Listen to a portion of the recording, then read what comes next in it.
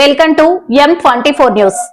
ప్రభుత్వం ఏర్పడి ఏడాది గడిచినా భూ సంస్కరణల అమల్లో ప్రభుత్వం విఫలమైందని మాజీ మంత్రి ధర్మాన ప్రసాద్ రావు అన్నారు. పట్టణంలో శనివారం ఏర్పాటు చేసిన విలేకరుల సమావేశంలో ఆయన మాట్లాడారు. సమాజంలో ఉండేటువంటి గొప్ప విషయం ఏంటంటే భూమి గలవానికి ఒక హోదా ఉంది సమాజంలో. ఒకటి ఉపాధి కలిగించడమే కాకుండా అతనికి ఇస్తున్నటువంటి హోదా కూడా భూమి ద్వారా ఇస్తున్నామన్నటువంటి సంతృప్తి ప్రభుత్వాలకు ఉండేది, సమాజంలో వాళ్ళకు లభించేది.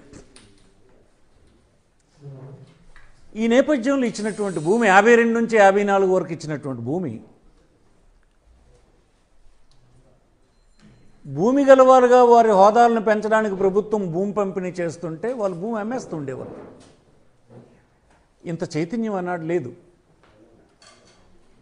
ప్రభుత్వం ఇచ్చిన భూమే కదా అమ్మేద్దాం మనం అని చెప్పి అమ్మేసే కార్యక్రమం జరుగుతుంటే మళ్ళీ ఆనాడు పెద్దలు 54లో ఒక చిన్న అమెండ్మెంట్ చేశారు. ప్రభుత్వం ఇచ్చినటువంటి భూమి పొందినటువంటి వ్యక్తి అమ్ముకోవడానికి వీల్లేదు అని ఒక ఆర్డర్ని ఇవ్వడం జరిగింది. అంటే ఉద్దేశం ఏంటి? భూమి ఇవ్వడం ద్వారా హోదా ఇవ్వాలి, అమ్ముకునే హక్కు ఇవ్వాలి. కానీ వీళ్ళు వెంటనే అమ్మేస్తున్నారు.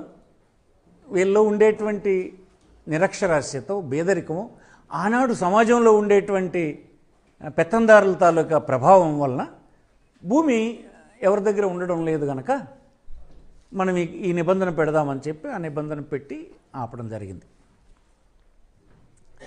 అయినప్పటికీ కూడా ఆనాడు ఉన్నటువంటి పరిస్థితులు రాష్ట్రంలో ఎంత భూమి ఇస్తున్నా మళ్ళీ అది వేరే వాళ్ళ చేతికి వెళ్ళిపోతున్నటువంటి పని జరుగుతూ ఉంటే సమగ్రమైనటువంటి చట్టం ఆనాడు శాసనసభ 1977లో POT యాక్ట్ని తీసుకురావడం జరిగింది, ప్రొహిబిషన్ ఆఫ్ ట్రాన్స్ఫర్ యాక్ట్.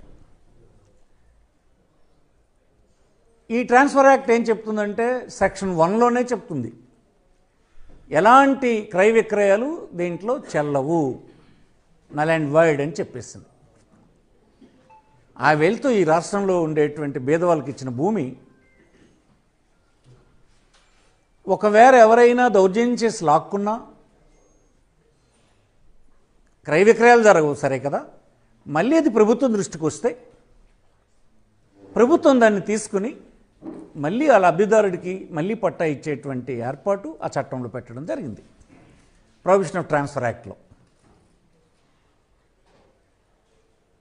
ఇవన్నీ చట్టాలు కాంగ్రెస్ ప్రభుత్వాలే తెచ్చాయి ఆనాడు కూడా, 77 వరకు కూడా. భూమిని పేదవాళ్ళకు పంపిణీ చేసి తద్వారా వాడి హోదాను పెంచి వాడి ఆదాయాన్ని పెంచి సమాజంలో ఉండేటువంటి తారతమ్యాలు తగ్గించడానికి చేసినటువంటి పెద్ద ప్రయత్నం, సంస్కరణ.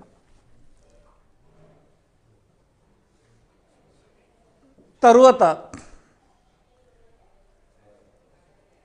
83 తర్వాత వేరే ప్రభుత్వాలు ఆంధ్రప్రదేశ్లో వచ్చాయి. మొన్న జగన్మోహన్ రెడ్డి గారు 19లో అధికారంలోకి వచ్చేంత వరకు మరి ఎవరు ఏ సంస్కరణ తీసుకురాలే. అంటే బీదవాళ్ళ ప్రయోజనాల కోసం భూమికి సంబంధించినటువంటి సంస్కరణ ఏది తేకపోగా భూమికి సంబంధించినటువంటి ఇతర సమస్యలు కోకొల్లలుగా మిగిలిపోయినాయి. ఉదాహరణకు ఎవరి భూమి ఏదో గుర్తించలేనటువంటి పరిస్థితి, ఆ వివాదం కోర్టుల్లో సంవత్సరాల తరబడి నడుస్తూ ఉండడం, తద్వారా ఈనాడున్నటువంటి వ్యవస్థలో ధనవంతుడికి మాత్రమే సరి అయినటువంటి న్యాయం లభించేటువంటి పద్ధతులు నెలకొన్న నేపథ్యంలో కోర్టుల్లో దశాబ్దాల తరబడి వివాదాలని పరిష్కరించుకోలేక విసిగిపోయి పెట్టుబడి పెట్టలేక కారు చౌకగా భూములు అమ్మేసేటువంటి పరిస్థితి మన రాష్ట్రంలో కూడా నెలకొంది. అనేకమైనటువంటి భూములు ఎవరివో తెలియనటువంటి పరిస్థితి. ఉదాహరణకు చుక్కల భూములు.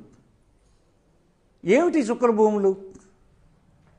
బ్రిటిషర్సు 100 సంవత్సరాల క్రితం ఈ రాష్ట్రంలో సర్వే నిర్వహించినప్పుడు ఆనాడు భూమి కలిగినటువంటి భూమి కలిగినటువంటి రైతు తెలియకో అమాయకత్వం వలనో ఆబ్సెంట్ అవ్వడం వలనో వారు సర్వే చేసినప్పుడు చుక్కలు పెట్టేశారు ఆ భూమి ఎవరిదో తెలియక. అదంతే. అప్పటి నుంచి మళ్ళీ సర్వే జరగలేదు. చుక్కల భూములని ఆ భూములేమో ఎవరికి హక్కులు ఇవ్వబడలేదు. ఆ ఆస్తి మీద ప్రభుత్వం బ్యాంకులు ఎలాంటి రుణాలు ఇవ్వబడలేదు. అలాగ ఉండిపోయినాయి. అలాగలే లంక భూములు, లంకల్లో ఇచ్చినటువంటి భూములకి పట్టాలు ఇచ్చే పరిస్థితి లేదు. అనాధీనం అనేటువంటి భూములు ఆ ఖాతాలో అనాధీనం అని రాశారు అంతే. ఆ రైతే గడిచిన కొన్ని దశాబ్దాల నుంచి